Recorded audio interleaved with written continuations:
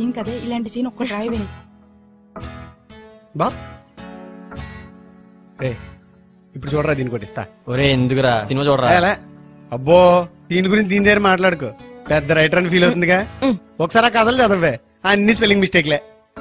Stop it Vasu. ఏంటి అంటే ఇప్పుడు ఏంటి, నువ్వు ఆగిపోంటే ఆగిపోలా? నా కథల గురించి నీకు అనవసరం. అనవసరమా? మరి నాకెందుకే రోజు ఈ తలనొప్పి? రే వాసు ఏంట్రా? వాసు ఇది చాలా టూ మచ్.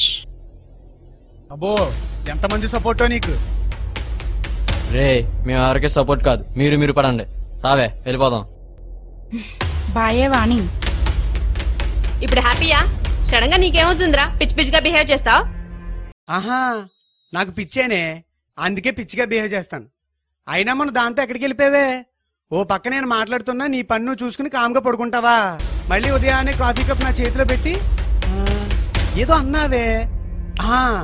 మేబీ ఆ జాబ్ ని నువ్వు చూస్ చేసుకున్నా, నిన్ను ఆ జాబ్ చూస్ చేసుకోలేదా కాబట్టి రాలేదా?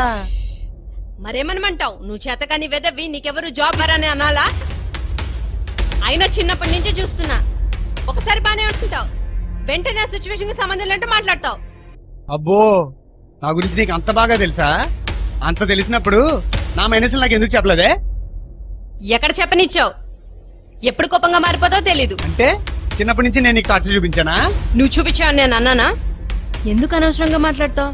ఇంకా చాలు వాసు, పక్కింటి వాళ్ళు వింటారు.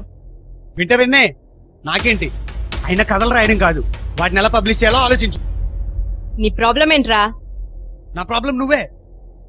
అయినా అసలు చిన్నప్పటి నుంచి నీతో ఇంతకాలం ఎలా ఉన్నానో తలుచుకుంటే చిరాగ్గా ఉంది. ఇంకా నీ దగ్గరే ఉంటే ప్రాణం పోతుంది అనిపిస్తుంది. అర్థమైందిరా, నీకంత ఇబ్బంది అయితే నేనే వెళ్ళిపోతా. అమ్మ తల్లి నువ్వెక్కడికి వెళ్ళకో, నేనే పోతా.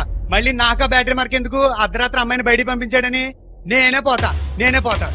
వాసు ఏమైంది వాసు? కూర్చొని మాట్లాడుకుందాం ప్లీజ్ వాసు.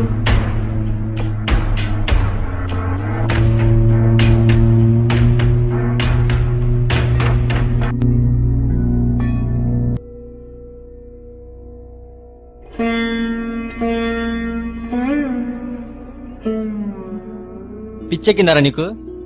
తనడం కాదు నేనంటున్నా, నీకు నిజంగా పిచ్చే. పాపం ఆడపిల్ల ప్రసన్నం కూర్చొని మాట్లాడుకుందాం అంటే అది తప్పైపోయింది నీకు.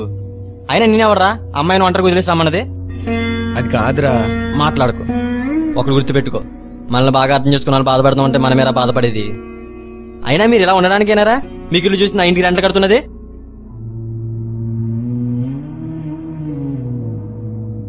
ఎప్పటికీ పోయిందేం లేదు.